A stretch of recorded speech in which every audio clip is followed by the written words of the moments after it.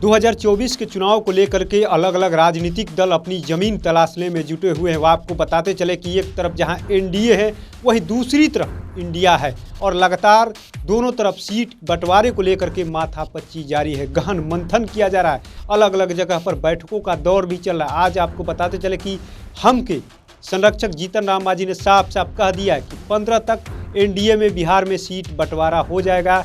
कौन कितनी सीटों पर लगेगा, सब लोग आप थोड़ा देर धैर्य बनाइए, 15 तक इंतजार करिए। वहीं उन्होंने इशारे में भी ये भी कह दिया कि आप लोग इंतजार करिए, जो भी मांग है, जो भी चीज़ होना है, मंत्रिमंडल का विस्तार को लेकर के भी उन्होंने कहा है। जिस तरीके से लगातार ये कहा जा रहा था कि जीतन राम मांझी चाह रहे कि उनके 2 विधायकों को, यानी उनके पार्टी से 2 लोगों को मंत्री बनाया जाए, लेकिन अभी तक उनके बेटे संतोष सुमन ही मंत्री बने हैं। उसको लेकर के उन्होंने कहा कि हमारी कोई शर्त नहीं है, लेकिन आप लोग 15 तक इंतजार करिए, जो भी होना है 15 तक हो जाएगा। सुनवाते हैं आपको जीतन राम मांझी क्या कुछ कह रहे हैं। यहाँ पर बनाया गया है, क्या कुछ उद्देश्य था उसका? देखिए, जो महिला दिवस है सिर्फ हमारे लिए ही नहीं है, अंतर्राष्ट्रीय स्तर पर 8 फरवरी को लोग महिला दिवस मनाते हैं। 8 मार्च को लोग महिला दिवस मनाते हैं और हर स्तर पर लोग मनाते हैं। ये बहुत अच्छी शुरुआत है, खास करके महिलाओं के दृष्टिकोण से। महिला को लोग 2म दर्जे का दर्जा दिया करते थे, उनको सेकंड में रखते थे, लेकिन महिलाओं में वो क्षमता है जो फर्स्ट रैंक में रहने की क्षमता है। और महिला दिवस मना करके यही तजवीज़ किया जाता है कि क्या खोया क्या पाया। आज हम लोग जो हिंदुस्तानी अवाम मोर्चा सेकुलर के जो महिला सेल के प्रांतीय अध्यक्ष हैं और झुग्गी झोपड़ी के जो प्रांतीय अध्यक्ष हैं, राष्ट्रीय अध्यक्ष हैं, उनके माध्यम से संयुक्त रूप में आज ये महिला दिवस और होली मिलन समारोह किया जा रहा है। हम समझते हैं कि ये उत्साहजनक स्थिति है और उत्साहित होकर के जो भी अभी महिला को पाना है, जो नहीं अभी प्राप्त कर सकी है, उसके लिए हिंदुस्तानी अवाम मोर्चा सेकुलर लड़ेगी। सबसे बड़ी बात हम कहना चाहते हैं, ऐसे तो महिलाओं के लिए 35% आरक्षण की बात है, लेकिन जनसंख्या की बात अगर देखते हैं, कहा गया है कि जिसकी जितनी संख्या भारी मिलेगी उसको उतने हिस्सेदारी, और उसी के आधार पर अभी हाल में आपने देखा कि आरक्षण का दायरा बढ़ाया गया है और जो पुराना ढंग था उसको रिकास्ट किया गया है। हम आज महिला दिवस के अवसर पर मांग करना चाहते हैं कि जब महिलाओं की जो आबादी है, उस आबादी के अनुरूप भी इनको आरक्षण मिलना चाहिए, चाहे सरकारी सेवाओं में हो, विधान परिषद में हो, लोकसभा में हो, राज्यसभा में हो या विधानसभा में हो। सब जगह महिलाओं को सरकारी सेवाओं के साथ साथ 50% जो इनकी जनसंख्या है उसके आलोक में इनको आरक्षण मिलना चाहिए। एक बात। दूसरी बात, ये नीतीश कुमार जी जो बिहार के मुख्यमंत्री हैं, उनका ये प्रयास रहा है कि बिहार के महिलाओं को हम हर दृष्टिकोण से आगे बढ़ावें। इसके लिए आपने देखा कि साइकिल योजना उन्होंने चलाई और त्रिस्तरीय पंचायतों के चुनाव में उन्होंने आरक्षण का व्यवस्था किया, जिसके चलते चाहे जिला परिषद हो या पंचायत समिति हो या नगर निगम हो, सब जगह या पंचायत में मुखिया हो, सब जगह हमारी महिलाएं वहां स्थान ग्रहण कर रही हैं। लेकिन एक चीज़ की कमी हम देखते हैं, जो कहना चाहते हैं, हमारी बेटियां का जो पढ़ने का अभी प्रतिशत है वो कम है, और इसके चलते जहां हमारे बेटियां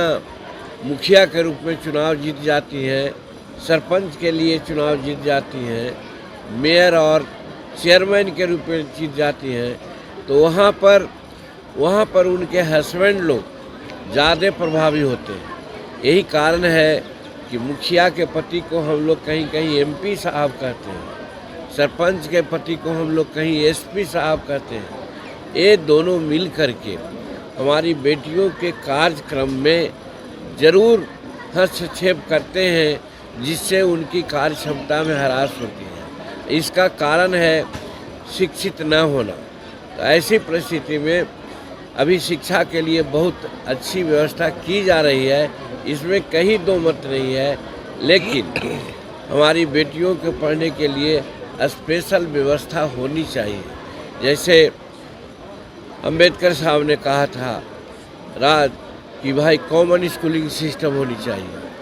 उन्होंने एक और आगे जा कर के हमारे मानवर कांसी राम जी ने कहा था कि राष्ट्रपति का बेटा हो या भंगी का संतान, तो बेटा ही नहीं बेटा बेटी मैं कहना चाहता हूँ।